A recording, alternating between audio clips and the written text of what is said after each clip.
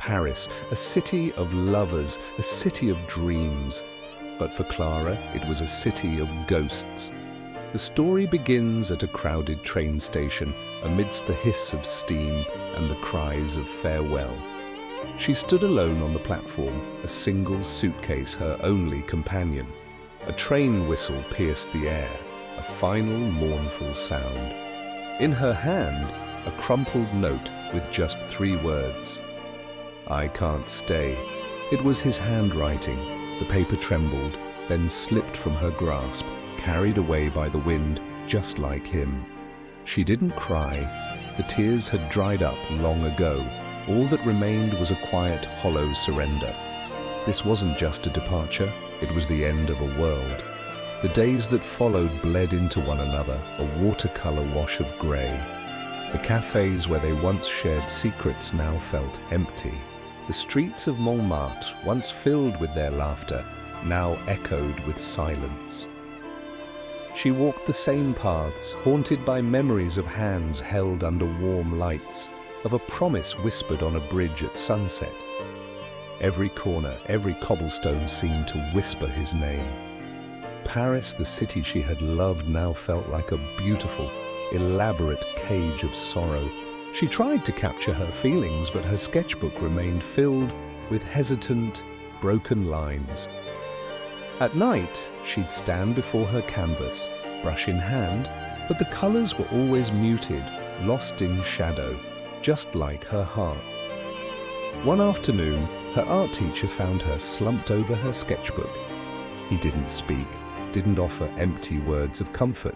He simply placed a gentle hand on her shoulder, a silent gesture of understanding that said more than 1,000 words ever could. He led her to a quiet studio, bathed in the soft glow of Parisian sunlight, and left her there with a single blank canvas. For the first time in months, she felt a flicker, a new beginning. She picked up her brush. Days turned into weeks. A transformation began, not just on the canvas, but within her.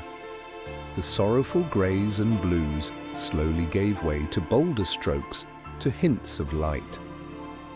We see her rising with the sun to paint, sketching the faces of strangers along the Seine, finding a quiet joy in the simple act of creation. Her loneliness wasn't gone, but it was no longer an anchor. It was becoming her muse. Months later, an art gallery in the heart of Le Marais.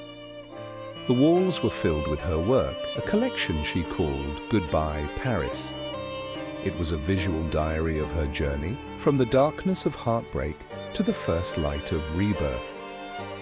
Guests murmured their admiration, but Clara stood in a corner feeling fragile, yet undeniably proud.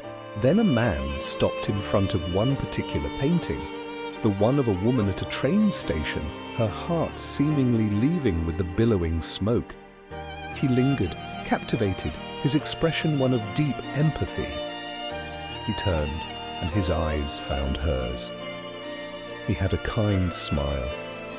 His name was Marco. He gestured toward the painting, then to the sketchbook in her hands, a silent question. She nodded. In that moment, 2 artists, 2 strangers, were connected by a shared language of emotion. They met again by the Seine. He carried a camera. She, her sketchbook. They walked, not filling the air with small talk, but sharing a comfortable silence, each capturing the same world through their own unique lens. Slowly, her smile returned, not a forced performance, but a genuine, gentle curve of her lips. The city itself seemed to respond. The greys melted away, and Paris was once again bathed in a warm, golden light. We see them sharing coffee, their conversations flowing easily, their laughter mingling with the city's melody. One day, she painted him. It wasn't a perfect portrait, but it was honest, full of the warmth and kindness he had shown her. It was a portrait of hope. We find ourselves back at a train station, but this time the feeling is different. Clara is boarding a train not to escape, but to explore, to find new inspiration in the countryside. On the platform, Marco stands waving. There are no grand declarations, no frantic promises, just a simple, reassuring presence. As the train begins to move, she opens her sketchbook. Tucked inside is the old, crumpled note from that fateful day. She doesn't tear it up. Instead, she takes out her paints and begins to cover it, stroke by stroke, with bright colors, with images of sunflowers and open skies, painting over the past to create a new beginning.